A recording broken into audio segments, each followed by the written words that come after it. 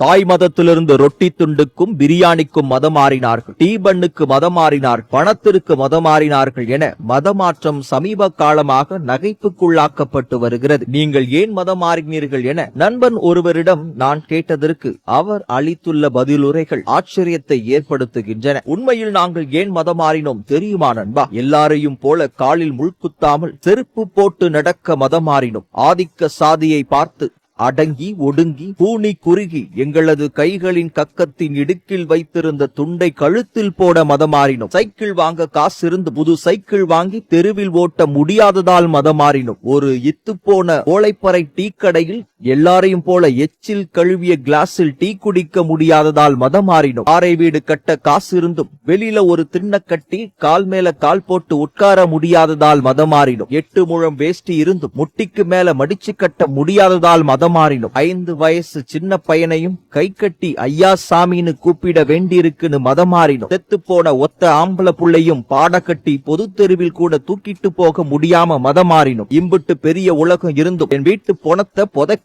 பொது சுடுகாட்டில் 6 அடி நிலம் இல்லாததால் மதமாறினோம். நாய் கூட உள்ள போக முடியும், நான் மட்டும் எட்ட நின்னு என் சாமியை வேடிக்கை பார்க்க மனசில்லாம மதமாறினோம். பள்ளிக்கூடத்துல ஒரு ஓரத்துல ஒதுங்கி நின்னு கூட பாடம் படிக்க முடியாம மதமாறினோம். நீங்க வர்ற பாதையில் நாங்க வரக்கூடாதுன்னா போறதுக்கு வேற பாதை இல்லாம மதமாறினோம். திருவிழாவில ஊர் கூடி தேர் இழுக்க முடியாம மதமாறினோம். கடவுளின் பெயரால் திணிச்ச சாதிய கடவுளின் கருவறையை பார்த்து சாதி உண்மைதான்னு கேட்க முடியாததால் மதமாறினோம். பஸ்ல நான் உட்கார்ந்த சீட்ல என் பக்கத்துல யாரும் உட்காரல, அதனால மதமாறினோம். இந்த மனித வாழ்வு எப்படி இருக்கும்? அதை வாழ்ந்து பார்க்கவே மதமாறினோம் மதமாறினோம் மதமாறினோம். ஒருவேளை நீங்கள் கேட்கலாம், இதெல்லாம் கிடைக்கவில்லை என்றால் மதம் மாறி விடுவீர்களா என்று. இல்லை, இல்லவே இல்லை. எதுவும் கிடைக்கவில்லை என்பதாலோ அல்லது அங்கு எல்லாம் கிடைத்தது என்பதாலோ மதம் மாறவில்லை. மாறாக உண்மையான இறைவன் ஒருவன்தான் என்பதையும் அவனுக்கு இணையாக வேறு எதையும் வணங்கக்கூடாது என்பதை புரிந்து கொண்டோம். இந்த உலக வாழ்க்கை வீணும் விளையாட்டும் தான் எனவும் அழியாத மறுமை வாழ்க்கையே நிரந்தரமானது என்றும் புரிந்து கொண்டோம். இதையெல்லாம் எங்களுக்கு இறுதி இறை வேதம் கற்றுக் கொடுத்தது.